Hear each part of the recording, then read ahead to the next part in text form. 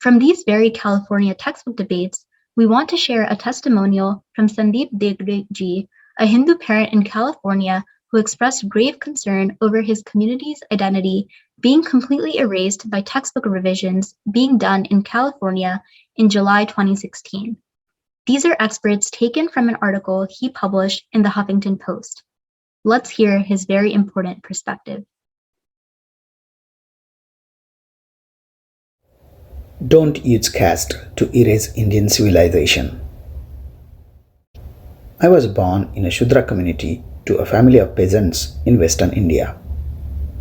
When I was a child, I started going to our small farm where my family grew vegetables and fruits with utmost care. Kanda, mula, bhaji, avaghi, vitai, majhi. My grandfather used to sing melodiously while farming. This abhang or sacred poem was composed by a Hindu peasant saint named Sautamari. It means there is divinity within everything, even plants and vegetables. The poem has left an everlasting imprint on my heart.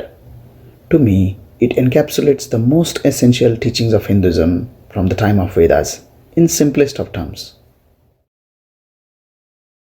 Today, my 3 children face an unusual challenge as California public school students to their right to learn with accuracy their own cultural and spiritual heritage. A group of academics calling themselves South Asia Faculty Group, SAFG, is under the pretext of protecting my children's heritage, seeking to objectify and thereby obliterate us altogether and erase Indian civilization and Hinduism from the textbooks. These academics and their allied groups like South Asian Histories for All, SAFA, believe that my children's ancestors, saints and sages hailing from peasant communities, often categorized as Shudras or sometimes even outside Varna system, should be removed from the curriculum. It is like someone telling my grandfather as he toiled on the farm that he could not let his heart sing the words of Sautamari because it did not fit their theories about Hinduism and caste. It is complete silencing of who we are and how we see our heritage. Hinduism since Vedic times has evolved with contributions from diverse communities within. I feel proud that the communities like the one which I belong to have greatly contributed to Hinduism.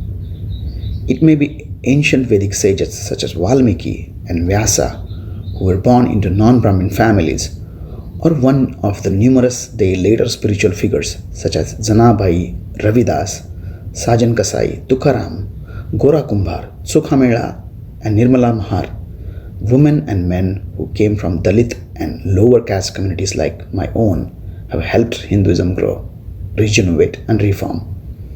They have been role models for Hindus of all social backgrounds. These are the kind of people that come to my mind when I think of Hinduism and its history. Social inequities have existed in all societies across the world in terms of differences in class, race, gender, and so on. India is no exception. And as an advocate for social justice, I do not shy away from the need to question, fight, correct, and overcome the social ills that have accrued in society over the time due to stagnation, decay, invasion, and colonialism. But the force to fight for social justice is not some gift given to us by the colonial British or the Western world. We have found the inspiration for our struggle within Hinduism and its traditions. From the Vedas that they see divinity in all human beings, the Bhakti traditions which see no distinction of caste or class, the innumerable later day social reformer saints like Narayan Guru, Swami Vivekananda, who questioned social ills and helped reform Hindu society. SAFG and its allies, while claiming to champion the cause of quote-unquote lower castes, have not only failed to capture any of our contributions but have sought the erasure of whatever little exists about our heritage in the textbooks. For example, the group callously advocated the removal of mention in the textbooks that great sages Vyasa and Valmiki were not born to the Brahmin families. Take also the case where Hindu community had requested that Sant Ravidas and Alvars to be added as examples of bhakti saints.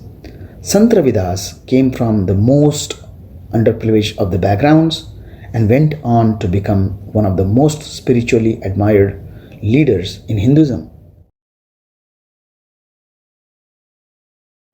This suggested inclusion was apparently rejected by the writing team of the Department of Education as it quote-unquote conflicts with another submission, that of SAFG in this case, that did not even care to mention any of such saints, preventing their spiritual teachings and contributions from being mentioned in the textbooks.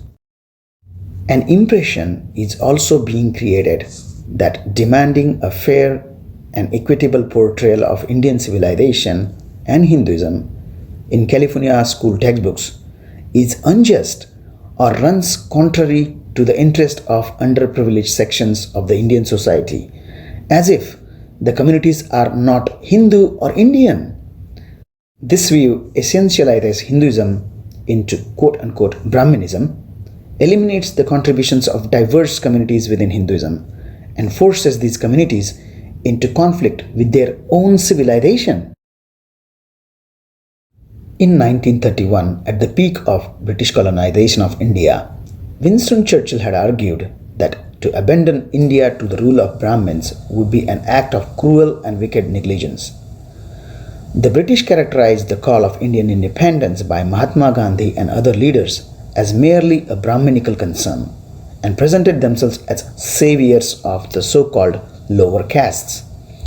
This trademark divide and rule policy was used by colonialists to legitimize the colonial rule while perpetrate the most gruesome of the horrors on very Indian people. It is indeed a tragic irony that similar arguments are being made today by this SAFG to justify the erasure of Indian civilization, as well as the heritage and contributions of the communities such as mine. As someone rooted in Indian heritage, I have been actively participating in K-12 History Social Sciences Framework update that has been ongoing for the last 2 years. I have faced many struggles and debates over this issue, but what has been most shocking is very motivated attempt by SAFG to use me and people sharing my heritage as mere objects in their attempt to erase, belittle, and demon Indian civilization. I reject their claim entirely. My children deserve to be told the truth about their ancestors and not the lies about them being mere nobodies and victims who did not contribute to the building of Indian civilization. Hinduism and Indian civilization belongs to Dalits and lower castes as much as it belongs to any other community. In fact, it belongs to us even more. If you erase the Indian civilization and Hinduism, you erase us too.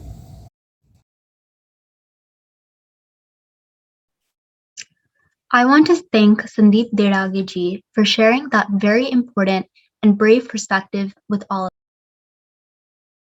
For the latest on our YouTube channel, click subscribe and hit the bell icon for alerts on new content. Remember to like, comment, and share our videos. For more about HSC, you can visit the social media handles listed below.